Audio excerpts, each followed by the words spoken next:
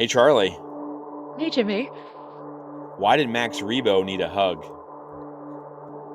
I don't know. Why did Max Rebo need a hug? He was blue.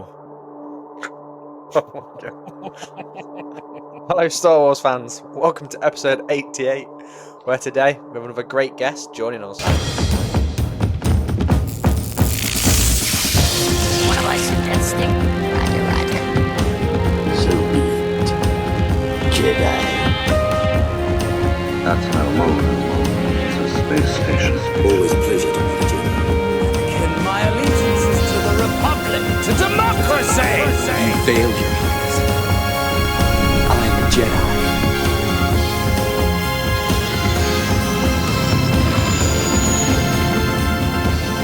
Hello, listeners, and welcome to episode 88. And as always, thank you for joining me, Jack, Jimmy, and Charlie here at Explore the Force. Jimmy, how's your week been, bud?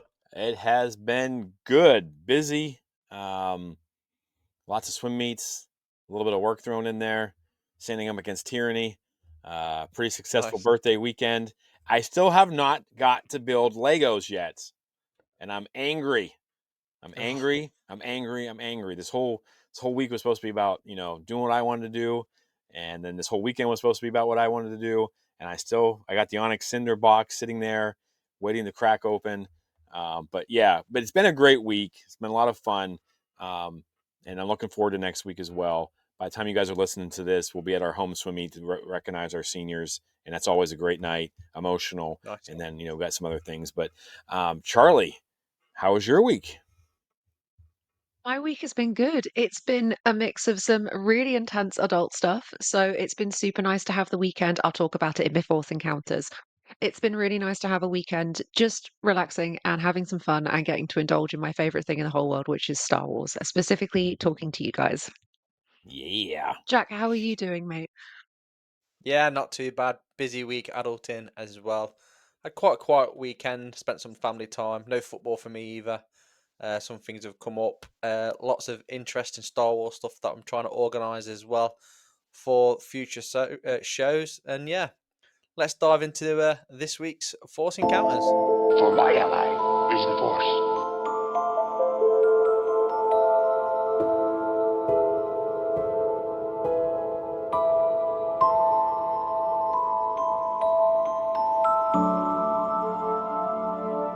Okay, so Force Encounters for this week. The only really Force Encounter I've got for myself is obviously Tuesday nights. We're building the Onyx Cinder, so you can see that above there if you're watching on the YouTubes. Obviously, now we've got the TikTok ban in effect in the US, so I'm It's a all little right. It's unsure what back. we're going to be doing. Has it come back already? Has it? Yeah. Oh, amazing! So that lasted long. So yeah, so I'll still be building that then on TikTok, and we'll see where that takes us. What Nice. about you, Charlie? What have you got for us this week? Oh my goodness. Speaking of Lego, I had an extended fourth encounter this Saturday. I attended an event in Birmingham called Brick Live, which is a Lego convention for builders and sellers. And I have never seen so much Lego in one place before. There were models of everything you could possibly imagine. There was a whole table of Star Wars stuff. I got to hang out Oh with my man. cosplay friends. One of them very kindly brought me a Lego set. I've now got Ray Speeder. Ooh, that's a So fun I one. think I Nice. might go live on TikTok and build that for you guys. That seems like it could be really fun. And I got to annoy all of my cosplay friends over the Saturday and make them answer questions about who their favorite Star Wars podcast is. Keep an eye out for the video on our social media. Nice. Nice. Sounds like Big a shout out to blast. those guys and girls. Yeah, What about you, absolutely. Jimmy? Absolute Y- legends. Yeah. Man, I had a great. I mean, I've sat there and cried about not getting to play Legos, but while I was doing schoolwork and doing work for swim, um, I threw in season 7 of Clone Wars, just kind of on Nice. a whim, I guess, and Yeah. that hit so hard. I watched those last 4 episodes, and the tie-ins with the Revenge of the Sith. I mean, I could feel myself getting emotional. Um, with this, the last time they're going to see each other until until he's Vader, and I just how beautifully it's done. I think I was driving Molly crazy. I'm like, well, they mocap these guys, and then this is how they did this. This is what this means. And she's like, cool, cool. She likes Star Wars. I think she loves the fact of how passionate I am about it. But I, man, those last 4 episodes, that might be some of the Yeah, best Star Wars out there. And I don't yeah, care if you've never watched Clone Wars, you don't like animation, just watch the last 4 episodes Hmm. of the yeah. Clone Wars. It's all Ahsoka, it's Maul, Captain Rex is in there. Got that awesome scene of Kenobi dropping down with his hero landing, superhero landing, and he's all dirty. I mean, just my goodness. And so, yeah, I was, we don't get a lot of time to go back and rewatch things. And I was Yeah. just really thankful for whatever reason. I just kind of threw it on the background and I didn't get much Nice. work done because I was sitting there like, ugh. And next, I got a package on Friday or Thursday or Friday, and it's from a friend of our show, Mr. Details, and I want to say to him, um, just I can't even thank him enough for taking the time to do that. You sit there and you think about movie stars and people who are in movies, and we're always blown away by these people. We've had some really crazy guests on. We got a friend of the show coming on who's just like, she doesn't understand why we're awestruck when we talk to her. Marty Yeah. was the same way. Everyone we've talked to is there's like beautiful people. You hear all these rumors about, how actors can be and things like that and people in Hollywood, but we have yet to run into it. D took it upon himself to send me some gifts. I know there'll be a video coming out with my unboxing of it. May or Nice. may not have to fight back some tears when I was thinking about it. I mean, I have to kind of fight them back now just thinking about it. But um, he sent me a hat and a photo from Solo, and he knows how much Solo means to me as a Star Wars fan, and you know, some stuff he and I talked about online. But just blown away by him, and it's funny Yeah. because sometimes we do interviews and everyone's always nice. So we haven't had anybody, I've been worried about like, what's this person going to be like? What's that? And sometimes, we still talk to a few of them. Sometimes, the people are busy and they give us time and we're appreciative of it. After we talked to D, I just felt like we had a new friend. Like I had a new Yeah. friend. I had someone who, you know, and I can't speak highly enough about him. You know, I don't have the background of him being in, was it M8? M8? Is that what it was? Yeah. M&A. Yeah. Yeah. So, but I was blown away by his story and by his passion, and just to go out of his way to send me stuff because he knows how much Solo means to me. I can't say enough about it. I mean, it's probably one of my greatest. It'll be treasured forever. I mean, I'll never wear the hat probably, but it'll be stuck on my Star Wars. I have a whole section dedicated to Solo. Just I don't know. I don't know what else to say. It's on I'm there. blown away by it. So, Awesome. D, if you're listening, thank you, thank you, thank you. I know we've talked online, but thank you again. I want everyone to know what a great human being you are. But yeah, so um, sorry, I'm flabbergasted. I apologize for my emotions. But let's go ahead and, speaking of emotions, let's dive into some more emotional news coming out of Batu. The people in this crowd will soon be among almost 40,000. For those who are among the 900 with news media or promotional tickets, the sneak preview probably would be the only chance to see The Empire Strikes Back. All right, so just to continue the emotional train that I'm on, roller coaster, I guess. Actress Yasmin Al Masri, I'm sorry, I apologize, I'm probably not pronouncing that last name properly, has taken to social media to share that she was supposed to appear in Skeleton Crew as Jad Nawud Jedi Master. On Instagram, the actress showed off behind-the-scenes photos of her in her costume, of her training on set, even wielding a prop lightsaber. Yasmin and her character eventually did not make the final cut, and Yeah.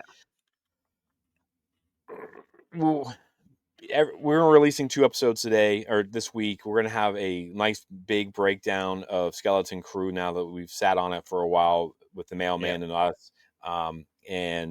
We're talking about this a little bit, but we talked about how we didn't think we needed cameos in that a little bit, right? I mean, spoiler alert, we Yeah. talked about with that, but this is bigger than the cameo, I think. And I know you guys may get on and talk a little bit live, but for me, I wonder, was it cut because it didn't fit, or was it cut because of pushback from Acolyte, right? Yeah. This. And things that are happening in my country as we speak. And I don't Yeah. want to get political, but sometimes you have to be like, why did this happen? Hmm. So Yeah. I'm disappointed for her. It seems like she was passionate about it. You know, she had good Yeah. reasons to. Like, Very what much do you guys so. think about this whole? Because it's been It, out it'd be there. Yeah, it'd be devastating for anybody that, I know she's a Star Wars fan as well. She was keen. She was telling her friends when she was allowed to, obviously. And then to find out it's not made the final cut would be heartbreaking and devastating. So I get it.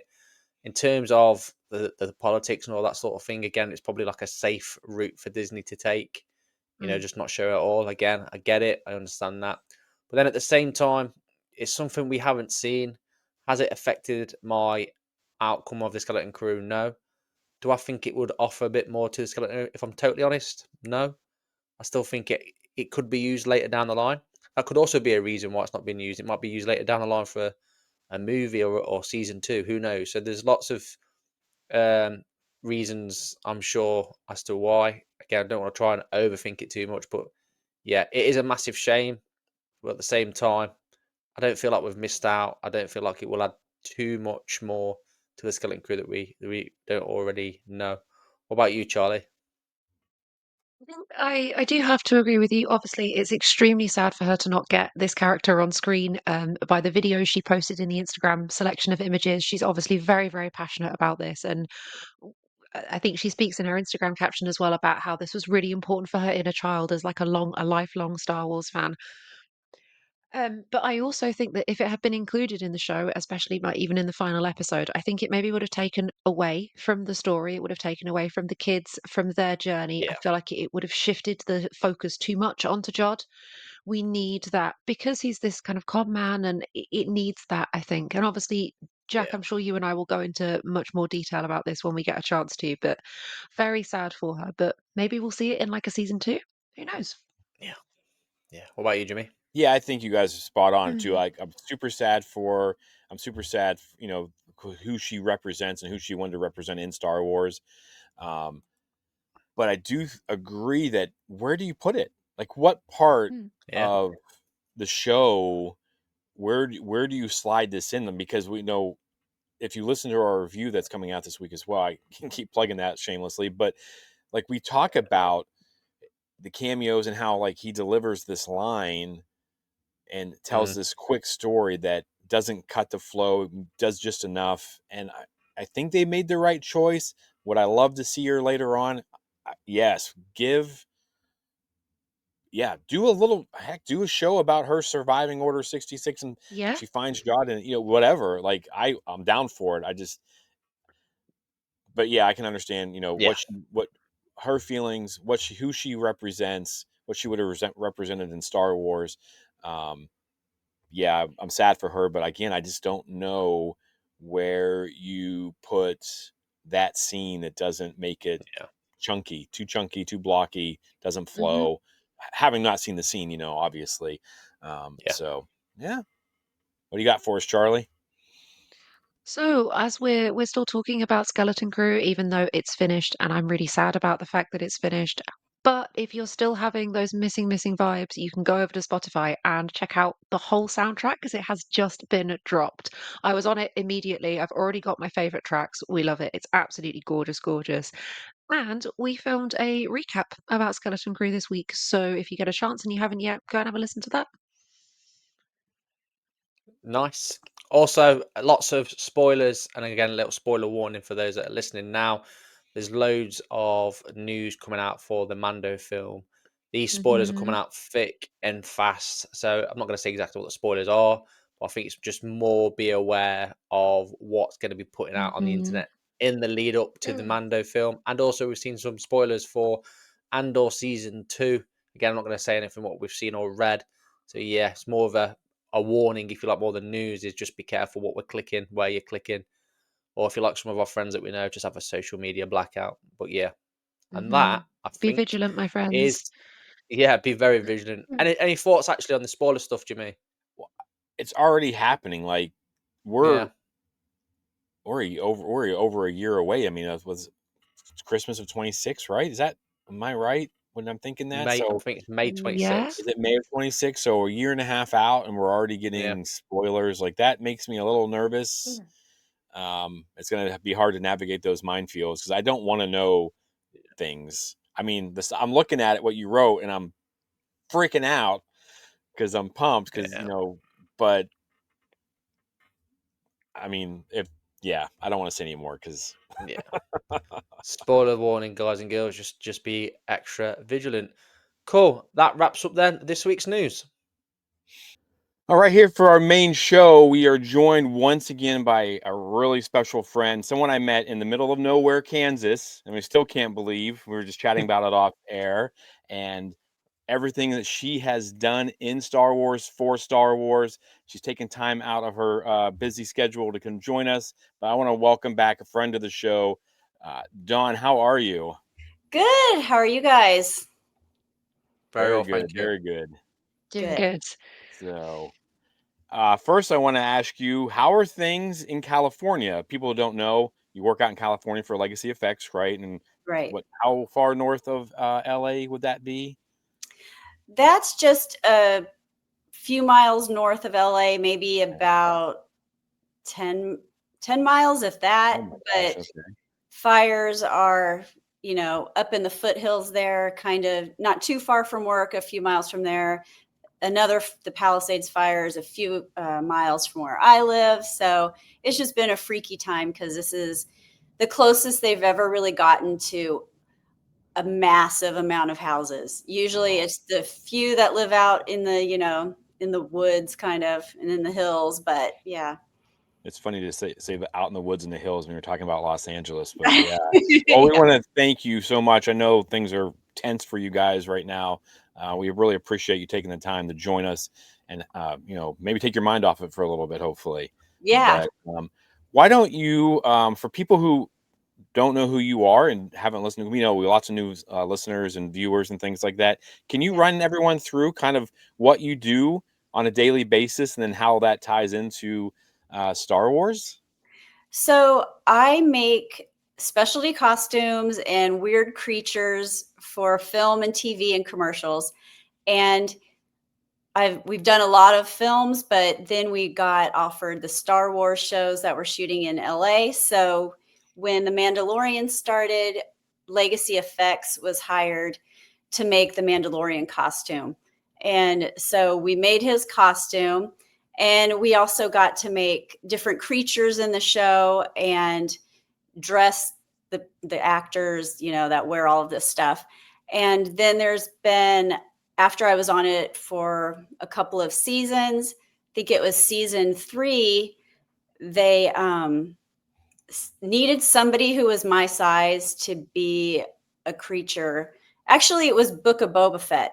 So, and it was the Rhodium prisoner, and they reached out to the shop, and then our project manager was like, might be the size for this. What do you care if I throw your name in the ring?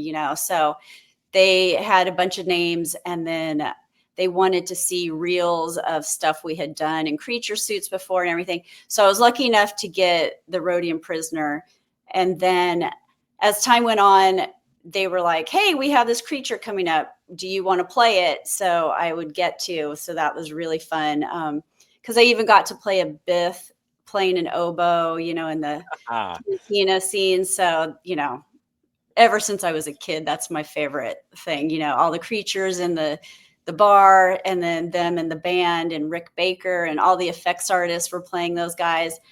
And then a couple of more creatures have come up that they've had me audition for, and gotten really, really lucky. And on Skeleton Crew, I had to audition, do a self. That was the first time I had to do a self tape. So I actually had to not just send my reel in of stuff I had done. I had to audition in front of the camera doing the lines with my head uncovered, which doesn't sound like much, but I'm much better with my head covered up, because usually somebody else does our lines. I deliver the lines on set, but they do a voiceover with somebody else. So I had to really do a true acting audition. So I was a nervous wreck. And luckily the owners at Legacy said, hey, you can use our little room that we have set up for photos and everything. And so did it, sent it in, and luckily I got the job to play Numa. Yes. And then they were like, since you're already going to be here, can you play? His name was Pasco at first, but he was supposed to be in more scenes, and he's the Snivian pirate. So it ended up basically just being like a background character. So I think they took his name away when he wasn't in it as much as he originally was. But Oh, so that's that was Nice. awesome. Yeah, Nice. anyone who hasn't listened to our episode, Dawn came on before and talked about, I mean, how you got started and everything like that. You really should go and listen to it. It's an awesome adventure. I don't know if you can do it that way anymore. It's so cool, yeah. your story. But and then obviously it's worked out for you because you get to do what you love, and then you get to keep doing Star Wars stuff. I think Charlie, you have a question about Neil's mom, as they would say over there. Do Neil's mum.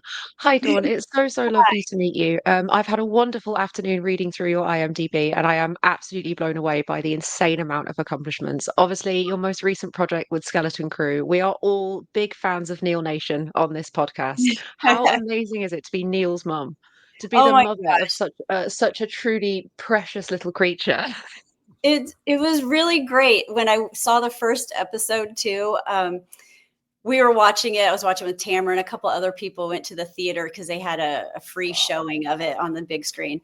So all the kids, are like talking about how their parents and stuff, and how Neil, he just wanted to go home. He didn't want to be stuck on the ship. And I was like, I have such a good kid, I was like, I did. I felt like he was my kid. And I love that his character just stole the show. I thought he might, but I wasn't sure. And so yeah, it was really good. And I loved playing his mom, and Robert's he's such a nice kid. And Yeah. when I was on set, I had also made other creatures for the show. So I was dressing those guys, and I saw Robert, and I was like, hey, I go, I play your mom. I'm Numa. And he goes, what? And then ever since then, like anytime we'd see each other on set, he'd yell, mom, and he'd put his arms around me and give me big hugs. He was really sweet. And Yes.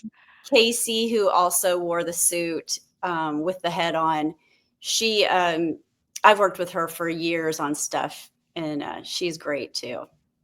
Very cool. Incredible. You've worked on so many Star Wars episodes. I think you're almost at 20 now off the top of my head. How was it? How was it working on the Skeleton Crew compared to the other projects? It was different. It was good. It was still really fun. It was just different because the crew was part of the same crew, a few, like half and half of different people, because it overlapped with Ahsoka. Yeah. So, and then different directors that I hadn't worked with before. So it was a fun experience to meet all of them. And I wasn't there every day, like on the other shows. And so that was really different to just come in here and there and not really know the story of what was going on. So, but it was fun because when I watched the last episode, if I wasn't in it, I didn't know what was happening. So the finale was new for me. So that was really fun. Nice, like that. How you said it's different for you. How was it? And we just had Marty on, who we talked about his makeup process and the prosthetics. How was that situation for you as Numa? And then after that, I guess you could talk about some of the other characters you created and what that process was like. Yeah, for Numa, I wore a body pod suit made out of foam, and so it gets really hot and it's cumbersome. And they have an animatronic head on, so you can't see out of it very well because of all the mechanics and where your eyes need to be. So you have little mesh screens where you can kind of see through. So sometimes if it's a really dark scene or something, it helps to count. You count your steps. So you're like, okay, you walk backwards. You're like, I'll do 5 steps and I should be about where I'm supposed to be. And then sometimes before a scene, I'll be like, okay, I'm supposed to be looking at this. And I'll ask Tamara because she was puppeteering my head. And I'd be like, okay, am I looking in the right spot now? And she'd be like, lift your head up or down. And then I just memorize like what I was seeing then and be like, okay, if I look at this, I'm looking at that person's face. So, and They then can they talk to you? Like, can Tamara talk to you when you're doing the acting? Like, do you have like anything in your ears or anything, or is it just like you said, you had to memorize it and just kind of go with the flow? She can't talk to me, but I do have an earpiece in, but that's just so I can hear that other actor's lines. Oh, okay. And so I can respond to them. And because that was an issue on Boba Fett when I didn't have one of those in, I couldn't hear Tim talk. And so I'd be like, I think I'm supposed to respond now, but I'm not sure. I can't tell if what lines he even just said. So then I've started wearing the earpiece so I could hear him, and it was good. That's crazy. Yeah. How did you guys, I don't know, I mean, if you can tell us this or not, how did they make Neil and Numa talk? Like, we saw a little bit of the mouth movement. Is that all CGI or is that all animatronics? The mouth was CGI. So Okay. the trunk would move and his eyes would move, but the mouth would be CG. So I like when you combine the two together, I think you get really a good product. Amazing. Yeah. I mean, knowing they're not real is the only reason we know they're not real. I mean, it's just bonkers. I mean, I couldn't tell. I mean, you guys are getting so good at what you do. It's crazy. And then you, like you said, you mix that together. And I think Marty said the same thing last week. He said, like, the best is when the practical and the CGI work so well together. Yeah.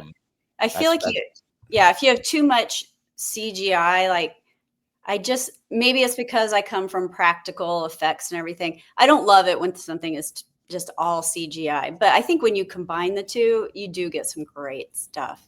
Yeah. So. And so what other creatures did you get to work on? On Skeleton Crew, we made the kid Athorians and the adult Athorians, but seeing everything as like a little one, it was so cute to just see that finished product. And then I don't know what they're called, the furry four-armed creatures. They had really cute little faces and big eyes. And so the adult ones had like smaller eyes and smaller heads actually, but his old crush. Yes, that's what I was say. It's I can't think of her name off the top of my head, but that's a new creature to Star Wars, though, I believe, right? I mean, you guys get to create. I think so, because I was like, I've never seen this one before, and we were trying to think of what to call them, and one of the girls at work Amy was saying, "It's got 4 arms. Let's call it a quadrunian." And so on set, I kept calling that. I go, "We're going to make this name stick. We're going to make this stick." And so we had people on set calling it that, but then I don't know. It just I just released the name of Neil and Numa's species as Mikians, I believe. Yeah, I just saw that. Yeah, like 2 days ago or something. So that's exciting.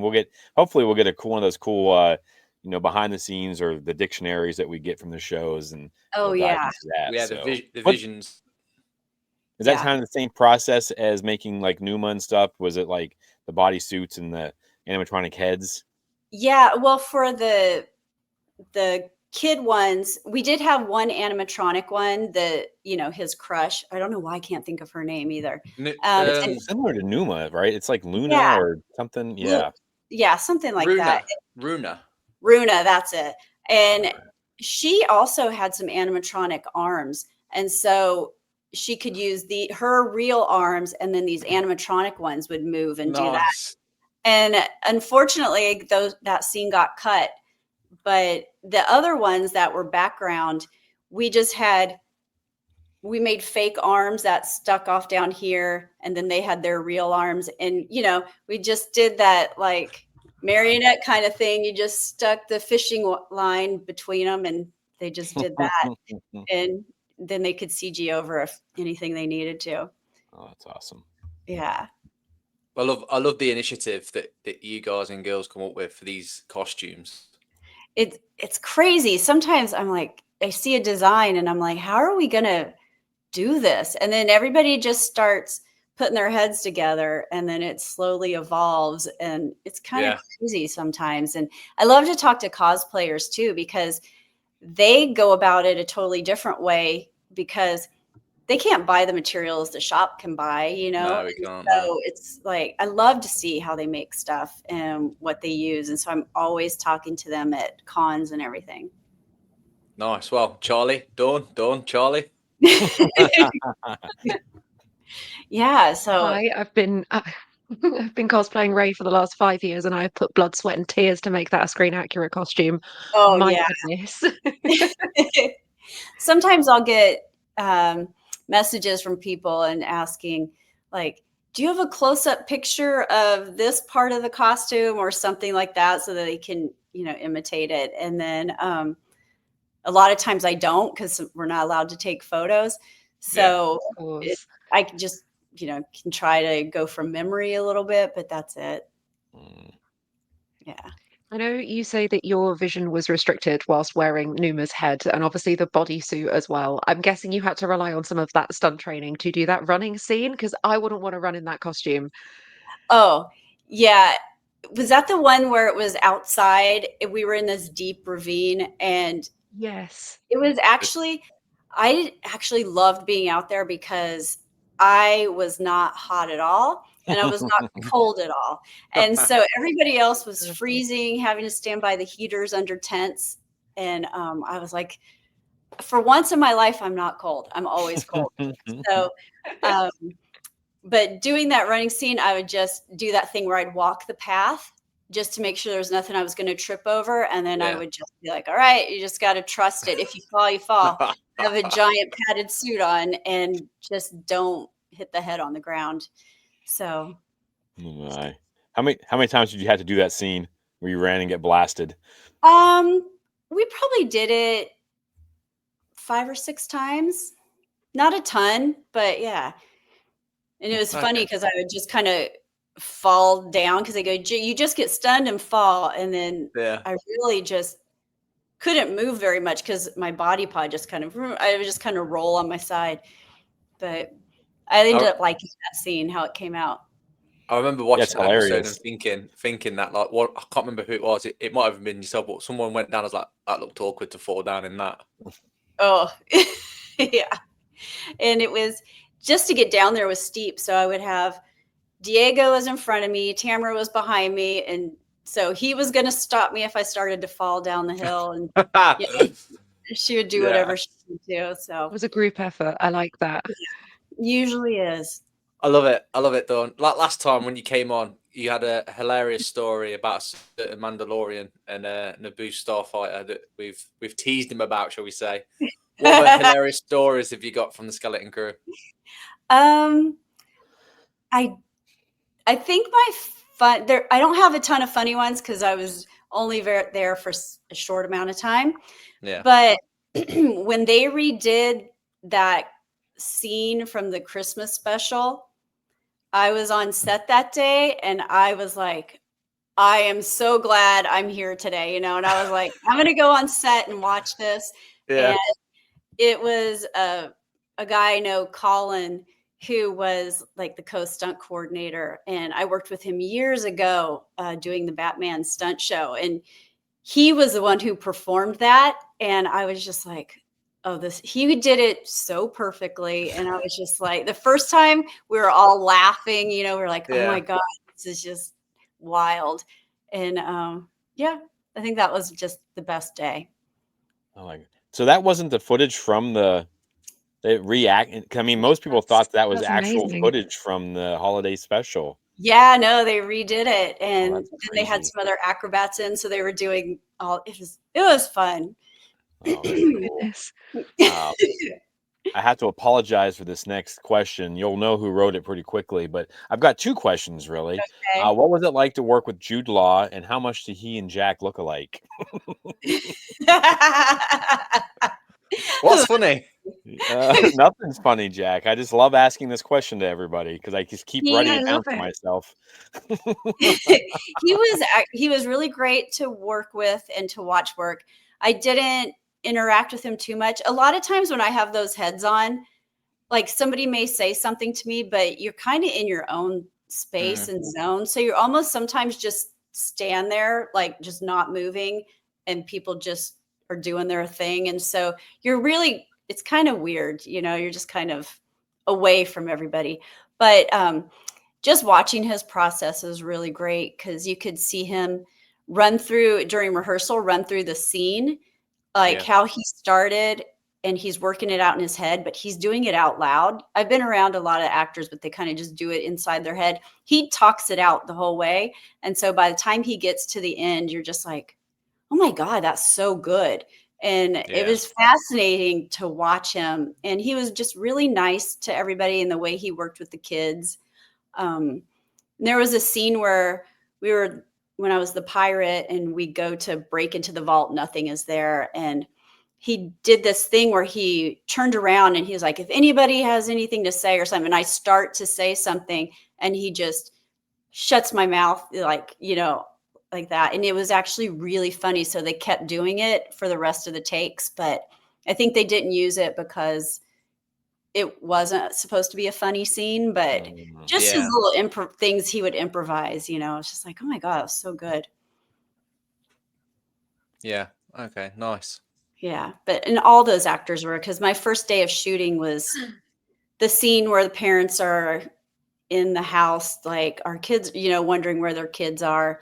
And I'm around all these really good actors. And I was just like, you just feel like, oh my God, I have to deliver these lines with these people who are like great actors, and I was just like, oh, but they're all so nice too. You had to how loud do you have to be inside that? I mean, like you said, you have this thing over your head and all the animatronics.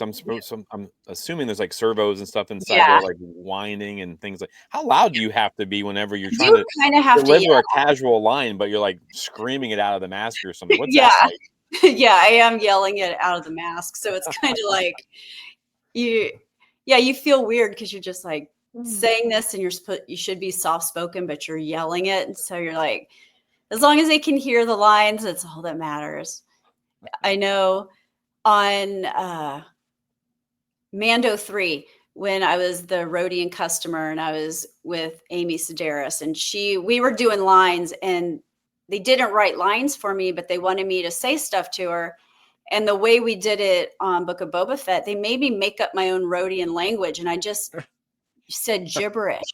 And so it worked with, Book of Boba Fett. But Amy's like, I don't know what I'm supposed to be responding to or whatever. So they quickly wrote these lines in English so I could just say like stuff to her and she could respond. So it was funny. That's awesome. That's absolutely brilliant. In my head now, Neil is just shouting. Neil's mum is just shouting at him all the time. That's what's going on. I love that. Right? You've talked about having these lovely moments with some of the kids on the set. What were they like to work with? We've been told by several people who've worked on the show now, they have such an infectious energy, and obviously that comes across in the show itself. Yeah, they're fun to be around. Like, I really only interacted a lot with Robert. The others were there, but I didn't, but just seeing them on set, it was fun to watch them just chatting in between, scenes, and they had this energy where you're like, do they get tired? Oh my gosh. And then, they get called to go to school. Nobody wants to go to school. And, but yeah, you're just like, I don't know how they're just not tired right now, so They had to go to school while they were on set. Like they had to go and do. yeah, they have so much time and they have to have so many hours in school. I don't know what it is. And so there's a set teacher there. And so they'll work. And if it becomes like a slow time for them, they'll call them in to go do school. And they can only do like so many hours a day, like 8 hours or something. So sometimes they stagger them. So we can do these scenes later in the day and somebody else is in the morning. Oh, okay. Well, that's crazy. That's so complicated. It sounds like doing Goodness that me. job, like having everyone where they need to be. And Oh was my that a gosh. production man? Yeah, Yeah. I don't know how the PAs figure all of that out and the ADs, and it's insane. How do I get a Getting them to job settle being down. a on-set teacher? I mean, I know. How do you get a job Yeah, I doing was that? gonna You say, Jimmy, apply you'd be for it or what? perfect. I know. I don't know how you get that job. Like, Awesome. my old apartment complex I lived in, one of my neighbors did that every once in a while because I saw her on set and I was like, oh, she's a studio teacher. And I should have asked her how she got into that because I don't know how you get into that. Did not know that was an option when I was in college. Yeah. Was there a lot of expectation, or how were people's feelings? Because obviously this this was aired after the Acolyte, and the Acolyte was it didn't get down too well with a lot of the fans for whatever reasons. Was there a lot of expectation, nervousness from yourself and other people working on the set, or was it just, it's a job, let's just get on with it? When we were actually shooting, Acolyte hadn't come out yet, so we didn't know. But Well, of course, yeah. But after it came out, I was like, we were saying, I don't know if people are going to like this or not like it. It's kind of for kids, but it's also for adults. And so I'm glad people have liked it, because I liked it because I loved Goonies growing up and all those 80s explorer movies. And so that's what it takes me back to. So I don't know what it's like for the people who aren't kids now, and the people in between 25 and 35. I was like, I don't know how they're going to like it or not like it. Yeah. Do you have a favorite episode of the series? There was an episode where I think it was was it the third episode? It felt like it finally started to be like, oh, this is like Goonies, and this is like Lord, so I think that was the third episode. Not really sure. Yeah, you're spot on with those. I mean, as you know, I just turned 49, and I mean, we take notes in the shows, and it was like that scene's from Ferris Bueller. There's, this is like Goonies. This is like we talked about it at length here with, how they said this is Amblin Star Wars basically, and it just absolutely delivered. Incredible, incredible show. We absolutely love it. I mean, I loved it too, and I was watching it as kind of an outsider because I wasn't there the whole time, so I was like, okay, I do really like this show. I was super skeptical at first. I wasn't keen on it when it was first announced, just because the whole kids thing as well. And it quickly won me over. Yeah, when they kept describing Goonies in space, I kept going, Goonies in space. I don't know how is it going to be Goonies in space, And so at first I was like, I'm not sure. And then once I watched it, I was like, okay. I think I hope everyone enjoyed it as much as I did. And it wasn't even nostalgic, because a lot of talk was, well, who's going to show up, right? Because is Luke Skywalker coming? Who's coming? Like what? When we did big shows, like guess the cameo and all this stuff, and the show didn't need any of it. It was just we were just blown away by how well it was written and acted, and just I just did anytime like. When you do your scenes, like you kind of know what's going on, but does it make more sense to you? Like, oh, that's why I was saying these things. Yeah. I was like, that's what I was looking at. I just knew something was going on in the sky, and I was like, oh, yeah. So funny. That happens a lot.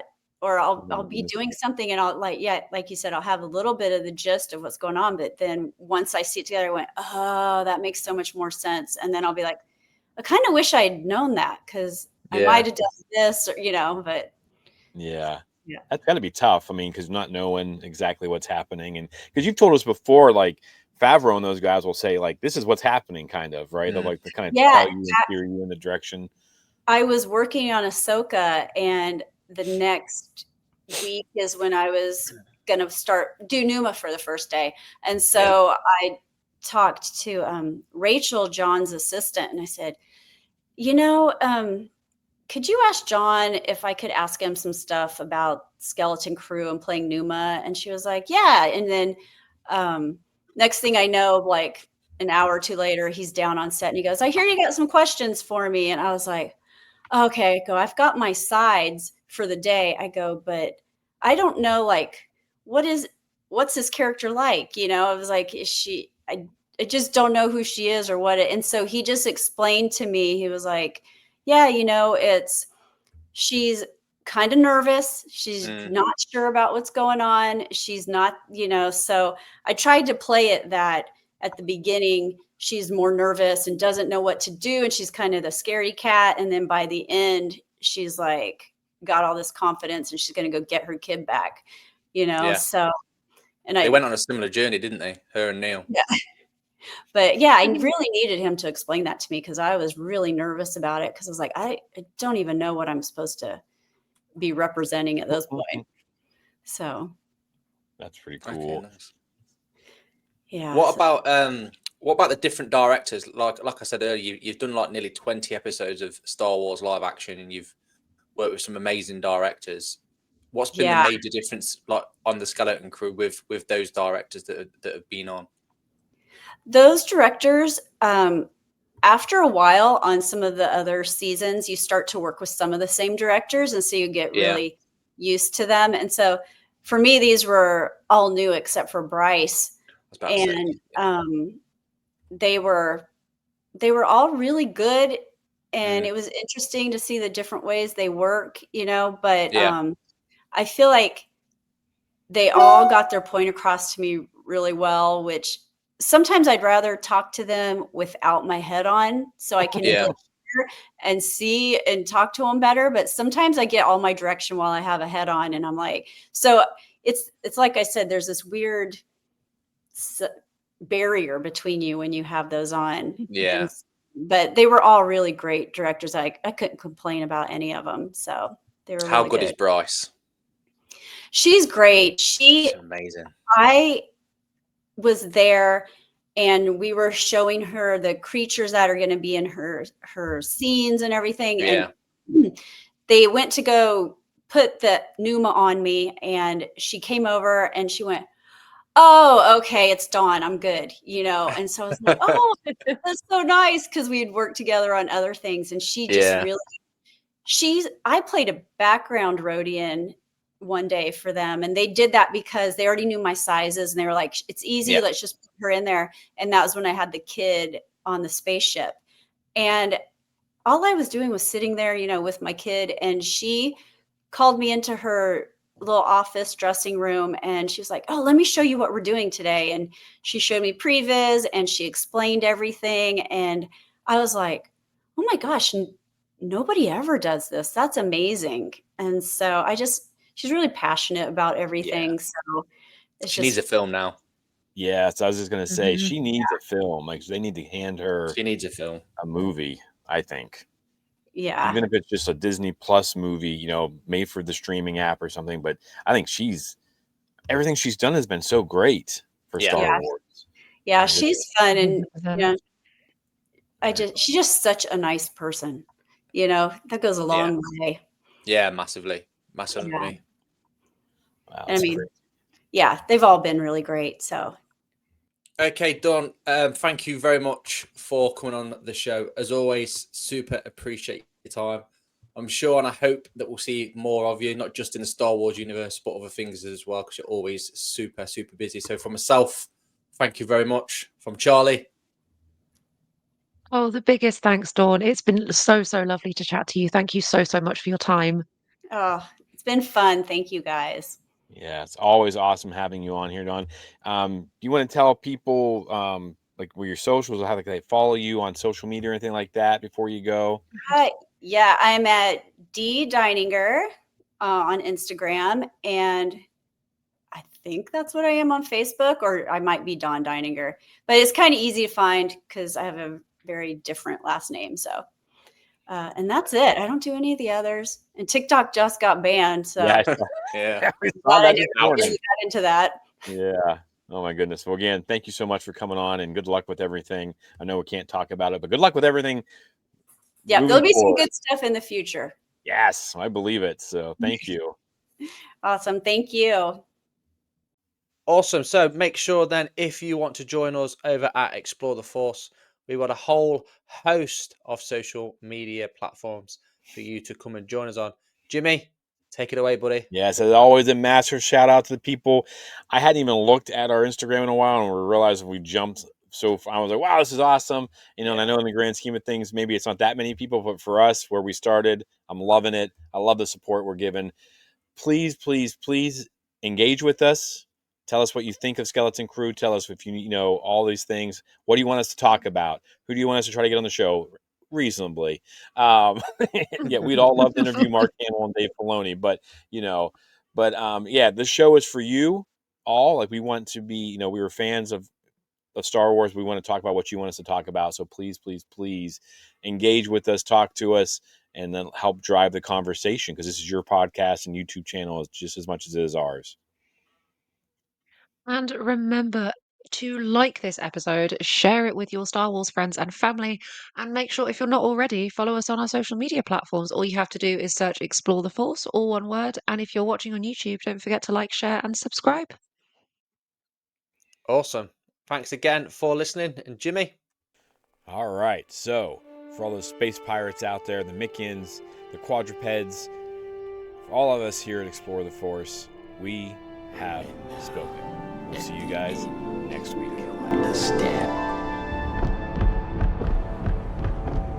Close your eyes.